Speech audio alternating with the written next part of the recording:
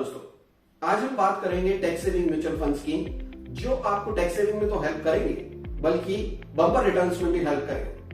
अगर आप tax saving नहीं करना चाहते, सिर्फ बम्पर रिटर्न्स चाहते हैं म्यूचुअल फंड्स में, तो आप मेरा दूसरा वीडियो लिंक में और डिस्क्रिप्शन में देख सकते हैं। अब जनवरी आ चुका है और मोस्टली एचआर या अकाउंट से आपको मेल या फोन आ रहे होंगे कि अभी टैक्स सेविंग इंस्ट्रूमेंट्स की डिटेल हमें बताएं। तो हम इंडियंस नॉर्मली लास्ट टाइम पर इन्वेस्ट करते हैं, तो ये वीडियो उनके लिए है जिन्होंने अभी तक प्लानिंग नहीं की है, अभी तक 1.5 लाख में से कुछ पैसा अभी इन्वेस्ट करना बाकी है।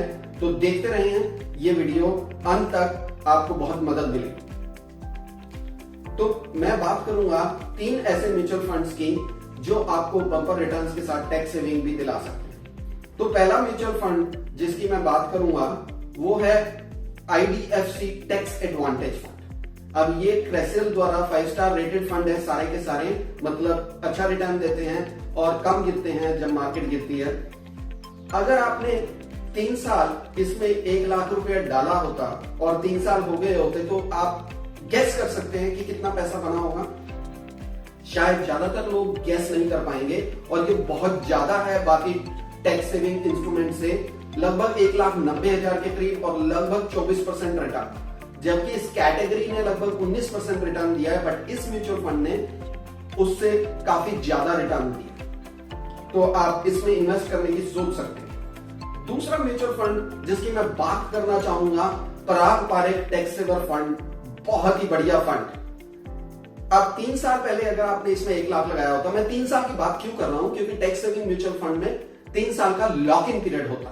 तो 3 साल पहले जिन्होंने भी इसमें पैसा डाला 1 लाख रुपए, तो अगेन 1,90,000 के करीब और लगभग 24% के करीब इसने भी रिटर्न दिया, जो कि कैटेगरी से ज्यादा रिटर्न है। और नंबर 1 की मैं बात करूंगा तो क्वांट टैक्स प्लान फंड।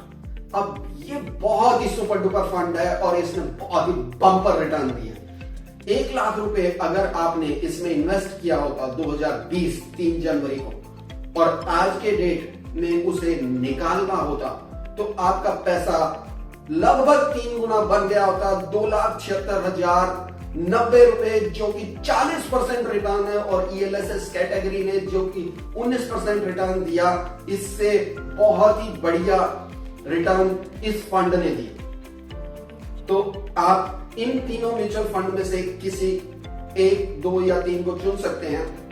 कुछ एडिशनल टिप्स की मैं बात करना चाहूंगा। अगर आपको लिस्ट पसंद आई हो तो इस चैनल को सब्सक्राइब करें, इस तरह के वीडियोस में और लाता रहूंगा। आप लाइक करें और कोई भी आपकी क्वेरी है तो कमेंट करें। चलिए कुछ और टिप्स की बात करते हैं टैक्स सेविंग ऑप्शन में।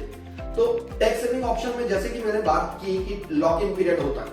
अब मैं बात करूं बाकी टैक्स सेविंग इंस्ट्रूमेंट्स की, तो उसमें lock in period normally 5 years का रहता है, जबकि म्यूचुअल फंड में 3 साल का लॉक इन पीरियड है। तो comparatively come lock in period रहता है और आप पैसा जल्दी निकाल सकते हैं बाकी टैक्स सेविंग इंस्ट्रूमेंट्स के कंपैरिजन। दूसरी मैं बात करूंगा रिटर्न्स की, इन्फ्लेशन एडजस्टेड रिटर्न्स की।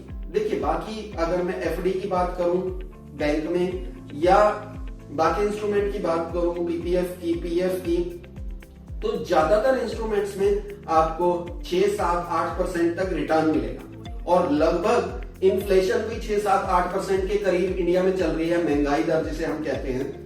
तो एक तरह से अगर मैं इन्फ्लेशन को एडजस्ट कर दूं तो आपको बाकी इंस्ट्रूमेंट्स में 0% के करीब ही रिटर्न मिल रहा है या कईयों में तो -% के करीब रिटर्न मिल रहा है। जबकि म्यूचुअल फंड एक ऐसा इंस्ट्रूमेंट है जिसमें हमने देखा कि 24 से 40% तक रिटर्न मिल रहा है। तो मैं अगर 8% इन्फ्लेशन भी मान लूं तो इफेक्टिवली मुझे बहुत ही ज्यादा 15 से 32% तक रिटर्न मिल रहा है इन्फ्लेशन को एडजस्ट करते हुए। तो इसीलिए मैं फेवर करता हूं हमेशा म्यूचुअल फंड में ज्यादा से ज्यादा पैसा लगाएं टैक्स सेविंग के लिए। अब how much to invest in mutual fund, specially tax saving की हम बात कर रहे हैं। जो भी आपकी कंपल्शन है, जैसे प्रोविडेंट फंड सैलरीड क्लास के लिए कंपल्शन रहता है, और अगर आपका प्रोविडेंट फंड में लगभग 1 लाख रुपए कटता है, तो आप 50,000 रुपए जो बचा या 60,000 रुपए जो बचा वो म्यूचुअल फंड में डाल सकते हैं। अब क्वेश्चन कई लोग मेरे से ये पूछते हैं कि क्या मैं एक म्यूचुअल फंड में लगाऊं कि 2 या 3? अब ये डिपेंड करता है कि आप कितना पैसा डाल रहे हैं। लगभग मुझे लगता है अगर आप साल में 50,000 के करीब डाल रहे हैं तो एक म्यूचुअल फंड बहुत है। इन तीनों में से कोई भी एक चुन सकते हैं। आप अगर 1 लाख या 1.5 लाख रुपए डाल रहे हैं तो आप डिवाइड कर सकते हैं। अगर आप 1.5 लाख रुपए डाल रहे हैं तो आप डिवाइड कर सकते हैं 3 म्यूचुअल फंड में 50,000 का। और दूसरी मैं बात करना चाहूंगा कि इन्वेस्ट कैसे करें मिनिमम रिस्क के लिए। तो अगेन लमसम एक टाइम में इन्वेस्ट ना करके, अभी तो जनवरी आ गया है तो जनवरी फरवरी मार्च 3 किस्तों में आप डाल सकते हैं। अदरवाइज साल के शुरू में अप्रैल में ही आप सिस्टमेटिक इन्वेस्टमेंट प्लान स्टार्ट कर सकते हैं। तो सपोज आपने 60,000 रुपए डालना है तो 5,000 की सिप डालें और 5,000 की सिप के थ्रू इन्वेस्ट करें। तो इससे फायदा क्या होता है कि कभी आप नीचे मार्केट और कभी ऊपर मार्केट में आप खरीदते हैं तो आपकी एवरेज कॉस्ट लाइकली कम आ जाती है जब आप रेगुलर इन्वेस्ट करते हैं, और आपकी पावर ऑफ कंपाउंडिंग में हेल्प करती है, और उस वजह से आपका रिस्क कम हो जाता है और रिटर्न या रिवॉर्ड ज्यादा हो जाता है। तो आई होप आपको ये सब टिप्स अच्छे लगे होंगे। मेरे चैनल को आप सब्सक्राइब कर सकते हैं, लाइक कर सकते हैं, कमेंट कर सकते हैं और शेयर भी कर सकते हैं इन वीडियोस को उन लोगों तक पहुंचाएं जिन लोगों को इनकी जरूरत। Thank you.